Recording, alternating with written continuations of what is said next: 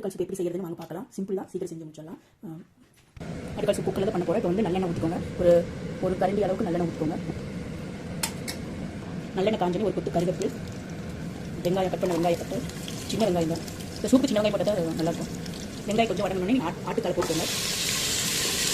நல்லெண்ணெயிலே கொஞ்சம் நல்லா கருவிக்கோங்க.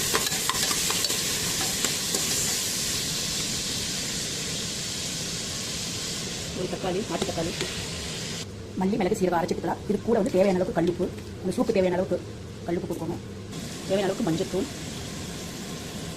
இதே இப்போ அரைச்சிட்டுக்கலாம். இந்த பொடி பாருங்கள் நல்லா அரைச்சாச்சு. இப்போ வந்து 10 பூண்டு, 2 துண்டு இஞ்சி இதெல்லாம் போட்டு அரைச்சிக்கலாம்.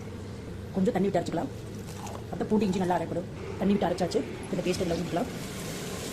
இதுக்கு காரமே இஞ்சி மிளகு தான். இந்த சூப்பு நல்லா கலரிட்டுக்கோங்க.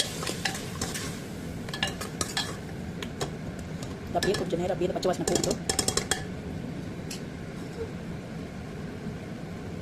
அதுக்கு நம்ம வந்து 2 சொம்பு தண்ணி சூடு பண்ணிக்கலாம். இதுக்கு சுடு தண்ணி தான் ஊற்றணும். இந்த சூப்புக்கு நல்லா சிம்மிலே வச்சு ஒரு 1.5 மணி நேரம் ஒரு 10-15 விசில் விடுவோம். நான் சிம்மிலே வச்சு தான் 5 விசில் விடுவோம். நான் நைட்டே குக் பண்ணி வச்சுக்கிறேன். காலைக்கு இப்போ நைட்டு நான் குக் பண்ணிக்கிறேன். காலையில் சூப் குடிக்கிறதுக்காக இப்போ வந்து 1.5 மணி நேரம் சிம்மிலே ஒரு 5 விசில் விட்டு வருது. காலையிலுமே நம்ம எந்திரிச்சு வந்து குடிக்கும் போது மறுக்கா ஒரு 2 விசில் விட்டு அதை குடிச்சா தான் அந்த சாறு நல்லா ஆட்டுக்கால் நல்லா அது நல்லா சாறு ஃபுல்லாக இறங்கிருக்கும். சத்து கூட இந்த சூப்பில் இறங்கிருக்கும். நீங்கள் அப்படி தான் எங்கள் வீட்டில் நாங்கள் அப்படி தான் பண்ணுவோம்.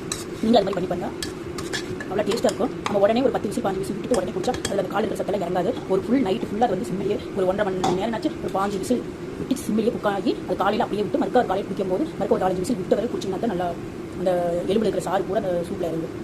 நல்லா குக் ஆகிடுச்சு. பாருங்கள் இந்த மசாலாலாம் எண்ணெய் போட்டோன்னே வருங்க. இல்லை நேரம் ஒரு 10 நிமிஷம் ஆச்சு. எண்ணெய் பிரிஞ்சு வர ஆரம்பிச்சு. பாருங்கள் இந்த ஆட்டுக்காலில் வந்து இந்த மசாலா நல்லா இறங்கணும். எண்ணெய் நல்லா பிரிஞ்சு வர வரைக்கும் நம்ம தண்ணி விட்டணும். தக்காளி வெங்காயம் எல்லாம் நல்லா குக் ஆகிடுச்சு. இப்போ வந்து நம்ம தண்ணி ஊற்றிக்கலாம். சுடு தண்ணி நான் 2 சொம்பு தண்ணி வச்சுக்கிறேன்.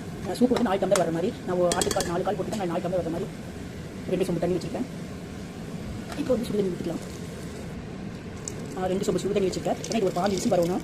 இது நல்லா சுண்டி ஒரு 5 டம்ளர் தண்ணி சுண்டுற அளவுக்கு நீங்கள் 15 விசில் விடணும். விட்டிங்கன்னா காலையில் ஒரு காலைக்கு ஒரு 3 விசில் விட்டு எடுக்கிறது கரெக்டாக இருக்கும். 4 டம்ளர் சூப் படிக்க 4 கப் சூப்.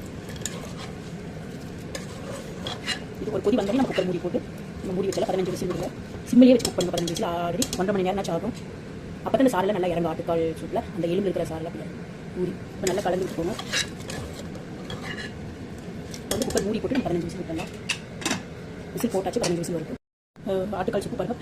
ஒரு 2 மணி நேரம் ஆச்சு. 15 விசில் வந்து பாருங்கள். இவ்வளோ இருந்த தண்ணி எவ்வளோ கொஞ்சம் பாருங்கள். இது அப்படியே மறுக்கால் மூடி வைக்கலாம். காலையில் ஒரு 2 விசில் விட்டு அதுக்கப்புறம் நம்ம சூப் வைக்கலாம். காலையில் அப்படியே மூடி வச்சிடலாம். சூப்பு காலையில் மறுக்க ஒரு 2 விசில் விட்டாச்சு. எடுத்து ஊற்றிக்கலாம்.